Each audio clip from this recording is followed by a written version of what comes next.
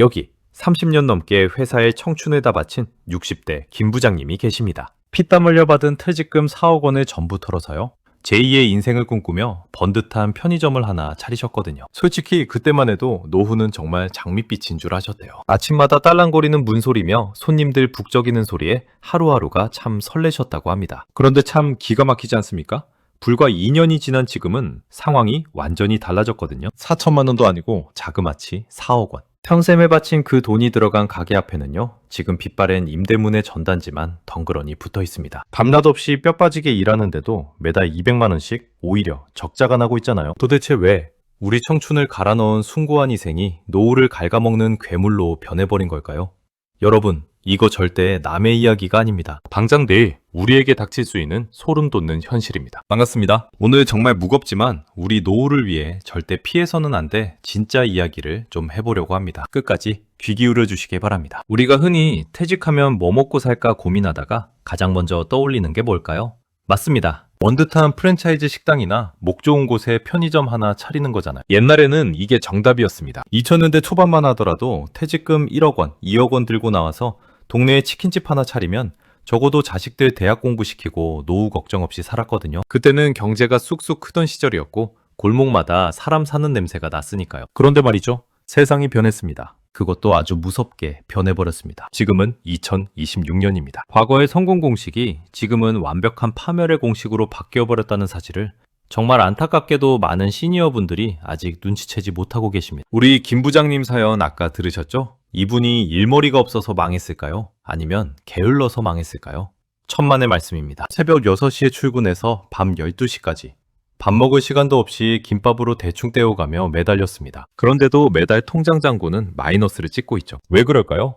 바로 우리 경제의 밑바닥 생태계가 완전히 붕괴되었기 때문입니다. 이건 단순히 운이 나빠서 장사가 안 되는 수준이 아닙니다. 자영업이라는 이름의 거대한 덫에 우리 50대, 60대 가장들이 옴짝달싹 못하고 걸려버린 겁니다. 지금부터 제가 그 기형적인 구조, 아무도 뉴스에서 솔직하게 말해주지 않는 그 잔인한 진실들을 하나씩 짚어드리겠습니다. 들으시면서 아마 화도 나시고 등골이 서늘해지실 겁니다. 하지만 아셔야 합니다. 알아야 소중한 내 노후 자금을 지킬 수 있으니까요. 우선 첫 번째로 우리가 직시해야 할 끔찍한 현실은요. 바로 숨막히는 고정비용의 늪입니다. 예전에는 장사가 좀 안 돼도 인건비 줄이고 내가 조금 더 몸으로 때우면 어떻게든 버틸 수 있었잖아요. 지금은 그게 불가능한 구조입니다. 김 부장님의 편의점을 예로 들어볼까요? 한 달에 물건 팔아서 1,000만 원을 남긴다고 쳐보겠습니다. 와, 1,000만 원이면 엄청 많이 번 것 같죠? 그런데 현실은 지옥입니다. 여기서 프랜차이즈 본사에 떼어주는 가맹 수수료가 30%입니다. 벌써 300만 원이 날아갔네요. 그럼 700만 원 남죠? 여기서 끝이 아닙니다.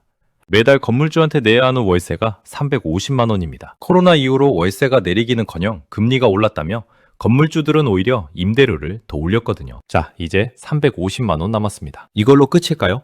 전기세, 수도세, 관리비 폭탄이 기다리고 있습니다. 야금야금 오른 전기요금 때문에 24시간 에어컨 돌리고 냉장고 돌려야 하는 편의점은 한 달에 전기세만 150만 원이 훌쩍 넘게 나옵니다. 거기다 밤에는 도저히 혼자 감당이 안 돼서 야간 알바 딱 한 명 썼다고 해볼게요. 최저임금 10,000원 시대잖아요. 주유수당까지 챙겨주면 알바 한 명 월급이 250만 원입니다.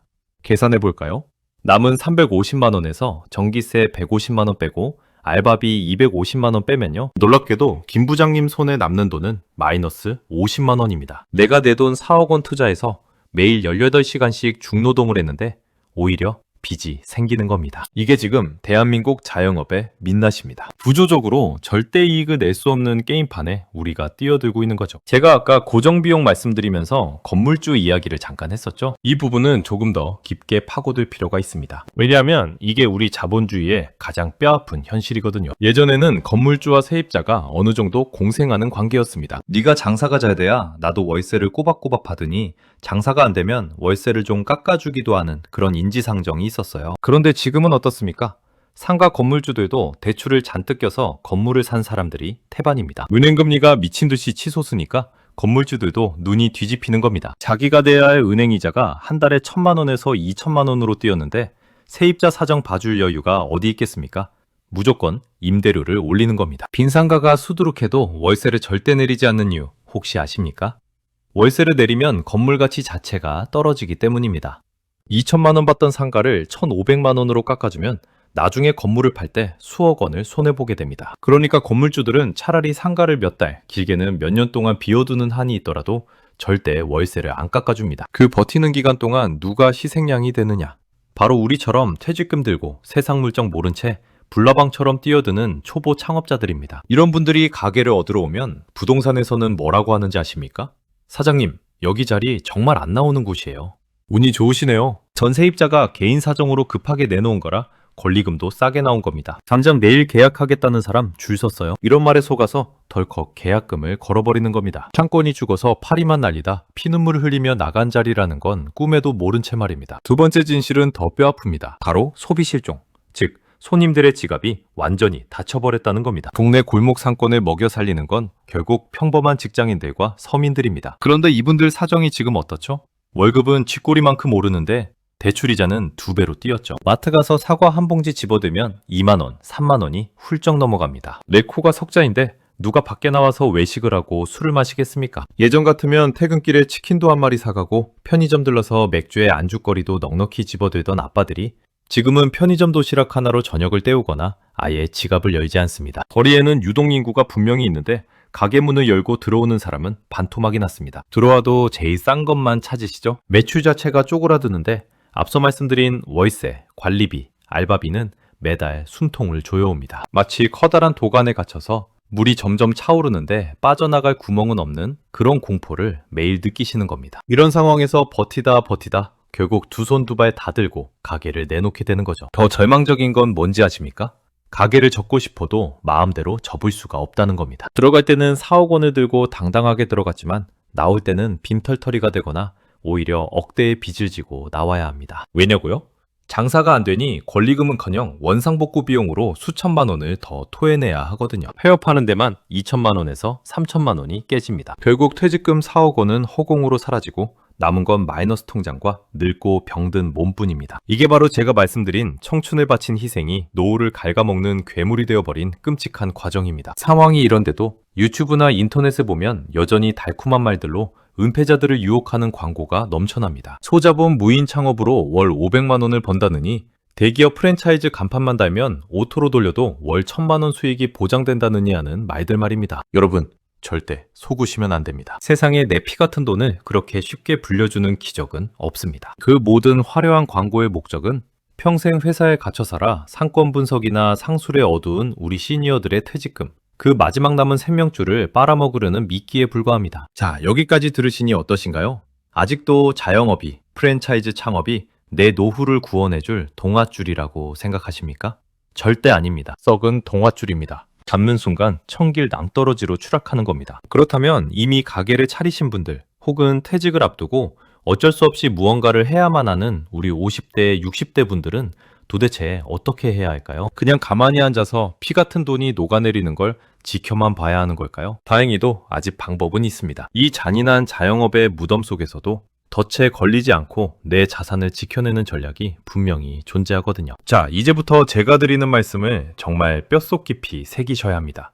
지금 당장 벼랑 끝에 서 있는 내 소중한 자산을 지키기 위해 우리가 취해야 할 행동 지침을 말씀드릴 거거든요. 가장 먼저 하셔야 할 일은 지금 당장 무언가를 새로 시작하려는 그 조급한 마음을 완전히 내려놓는 겁니다. 퇴직하시고 나서 매달 꼬박꼬박 들어오던 월급이 끊기면 사람이 본능적으로 엄청난 불안감을 느끼게 됩니다. 통장에 3억 원, 4억 원이라는 큰 돈이 찍혀 있어도 불안해요. 이 돈을 가만히 두면 인플레이션 때문에 휴지 조각이 될 것 같고 당장 굴려서 다달이 200만 원, 300만 원이라도 현금 흐름을 만들어야 마음이 편할 것 같거든요. 그래서 무작정 상가 임대 현수막을 보러 다니시고 프랜차이즈 창업 박람회를 기웃거리시는 겁니다. 하지만 여러분, 냉정하게 생각해 보십시오. 지금은 돈을 불릴 때가 아니라 있는 돈을 목숨 걸고 지켜야 할 때입니다. 덕은 지금 살을 내이는 듯한 경제 한파가 몰아치고 있습니다. 은행에 돈을 넣어두면 물가 상승률 때문에 돈의 가치가 조금씩 떨어질 수는 있겠죠. 하지만 자영업이라는 전쟁터에 맨몸으로 뛰어드는 순간 그 돈은 조금씩 떨어지는 게 아니라 단 6개월 만에 흔적도 없이 증발해버립니다. 차라리 은행에 얌전히 모셔두고 내가 한 달에 쓸 생활비를 50만 원, 100만 원씩 아껴 쓰는 게 200배, 300배 남는 장사라는 걸 뼈저리게 깨달으셔야 합니다. 아무것도 하지 않는 것이 때로는 가장 강력하고 위대한 투자 전략이 될 수 있습니다. 지금이 바로 그런 시기입니다. 그런데 여기서 이미 가게를 차리신 분들, 앞서 말씀드린 김 부장님처럼 하루하루 피가 마르는 분들은 어떻게 해야 할까요? 이 부분이 정말 가슴 아프고 또 현실적으로 가장 어려운 결정인데요. 바로 손절, 즉 가게를 과감하게 정리하는 용기가 필요합니다. 많은 분들이 장사가 안 돼서 적자가 나기 시작하면 제일 먼저 은행으로 달려가서 대출을 받습니다. 50대 후반 치킨집을 하시는 박 사장님 이야기를 해볼까요?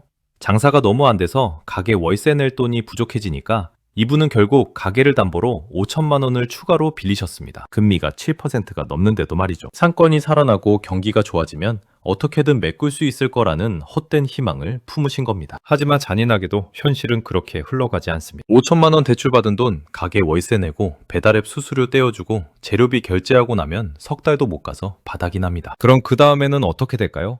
집을 담보로 잡힙니다. 살고 있는 아파트까지 저당 잡혀서 대출을 끌어옵니다. 이걸 경제학 용어로 매몰 비용의 오류라고 합니다. 내가 지금까지 여기에 쏟아부은 돈, 그 4억 원이 너무 아까워서 그 본전을 찾겠다는 미련 때문에 남아있는 전 재산마저 불타는 집안으로 던져놓는 꼴입니다. 정말 뼈아픈 말씀을 드리겠습니다. 썩은 사과는 상자에서 빨리 빼내야 합니다. 아깝다고 그냥 두면 멀쩡한 사과까지 전부 썩어버리거든요. 내 가게가 지금 바다리 적자를 내고 있고 앞으로 6개월 안에 상황이 뒤집힐 명확한 근거가 없다면 지금 당장 피눈물을 머금고서라도 셔터를 내리셔야 합니다. 권리금 챙길 생각은 아예 접으십시오. 보증금이라도 온전히 건져서 나오는 게 승자입니다. 원산복구 비용으로 2천만 원이 깨진다고요? 그래도 다 드셔야 합니다. 지금 2천만 원을 손해보지 못하면 1년 뒤에는 2억 원의 빚뒤에 깔려 살고 있는 집마저 경매로 넘어가게 됩니다. 팔다리가 썩어 들어가면 목숨을 살리기 위해 생사를 찢고 팔다리를 잘라내는 끔찍한 고통을 견뎌야 합니다. 그래야 나와 내 가족이 길거리에 나앉는 비극을 막을 수 있습니다. 또 하나 정말 당부드리고 싶은 건 오토 매장이라는 달콤한 거짓말에 절대 속지 마시라는 겁니다. 요즘 시니어분들 사이에서 무인 아이스크림 가게, 무인 카페, 아니면 알바생만 돌려서 자동으로 수익이 난다는 이른바 오토 매장이 엄청나게 유행하고 있죠. 은퇴하고 여행 다니면서 스마트폰으로 매출만 확인하면 다달이 300만 원이 꽂힌다고 유혹합니다. 세상에 그런 기적은 없습니다. 만약 그렇게 가만히 앉아서 돈을 복사해내는 마법 같은 기계가 있다면 그 프랜차이즈 본사 사장이 빚을 내서라도 자기 혼자 전국에 1000개, 10,000개를 직영점으로 차리지 왜 그걸 생면부지인 여러분께 돈 벌라고 떼어주겠습니까? 오토 매장의 현실은 참혹합니다. 알바생들 관리하는 게 내 마음대로 될까요? 출근 시간 5분 전에 갑자기 못 나온다고 문자 한 통 띡 보내고 잠수 타는 게 현실입니다. 그럼 휴일날 가족들이랑 쉬다가도 헐레벌떡 가게로 뛰어나가서 새벽까지 땜빵을 해야 합니다. 무인 매장은 어떨까요? 아이들이 들어와서 물건을 훔쳐가거나 엉망으로 어질러 놓으면 매일같이 경찰 부르고 CCTV 돌려보면서 가슴을 치며 후회하십니다. 기계가 고장나면 수리비로 한 달 수익이 고스란히 날아가 버리죠. 내 돈 4억 원을 투자해놓고 내 노동력까지 무한대로 갈아 넣어야 겨우 유지가 되는 게 지금 자영업의 생태계입니다. 자본주의 시장에서 편하고 쉽게 돈을 버는 길은 적어도 평범한 우리들에게는 열려있지 않습니다. 자, 그렇다면 우리는 도대체 무엇을 먹고 살아야 할까요? 100세 시대라고 하는데 60대에 은퇴하면 40년을 더 살아야 하잖아요. 해결책은 자본을 갈아 넣는 창업이 아니라 내 시간과 기술을 파는 무자본 노동으로 돌아가는 겁니다. 무조건 내 돈이 10원 한 장 들어가지 않는 일을 찾으셔야 합니다. 체력이 허락하신다면 동네 아파트 경비원도 좋고 주차 관리원도 좋습니다. 혹은 시니어 일자리 센터를 통해서 소일거리를 찾으시는 것도 훌륭한 대안입니다. 한 달에 150만 원, 200만 원 버는 걸 우습게 생각하지 마십시오. 요즘 같은 고금리 시대에 안전하게 한 달에 200만 원의 이자를 받으려면 은행에 현금 10억 원을 예치해 두어야 합니다. 여러분이 건강한 몸으로 나가서 150만 원을 벌어온다면 그게 바로 걸어다니는 현금 10억 원의 가치를 하는 겁니다. 과거에 화려했던 직장 시절의 타이틀은 이제 과감하게 쓰레기통에 버리셔야 합니다. 내가 왕년에 어느 대기업 부장이었는데 내가 밑에 직원을 몇 명이나 거느렸었는데 이런 알량한 자존심이 여러분의 노후를 망치는 가장 무서운 독약입니다. 지금 당장 넥타이를 풀고 앞치마를 두르거나 작업 보고 입을 수 있는 유연함과 용기가 필요합니다. 자식 배보기에 체면이 안 선다고요? 부모가 퇴직금 다 날리고 빚더미에 앉아서 자식들에게 손을 벌리는 것만큼 자식들 가슴에 대못을 박는 일은 없습니다. 내 힘으로 건강하게 땀 흘려 번 100만 원이 그 어떤 화려한 사업 계획서보다 여러분의 노후를 단단하게 지켜줄 가장 확실한 방패입니다. 정리하겠습니다. 2026년 지금의 대한민국 상권은 거대한 지뢰밭입니다. 과거의 영광스러운 무용담이나 남들도 다 하니까 나도 어떻게든 되겠지 않은 아니란 생각은 지금 당장 버리셔야 합니다. 우리가 평생 뼈 빠지게 일해서 모은 그 소중한 퇴직금은 누군가의 월세를 내주기 위해 프랜차이즈 본사에 배를 불려주기 위해 존재하는 돈이 결코 아닙니다. 철저하게 방어하십시오. 그리고 절대 무리한 투자를 하지 마십시오. 위기는 준비하지 않은 자를 잔인하게 삼켜버리지만 현실을 직시하고 현금을 지켜낸 자에게는 오히려 편안한 노후라는 가장 큰 보상으로 돌아올 것입니다. 오늘 제가 드린 이 쓴소리가 여러분의 소중한 자산을 지키는 튼튼한 방파제가 되기를 진심으로 바랍니다. 끝까지 들어주셔서 감사합니다.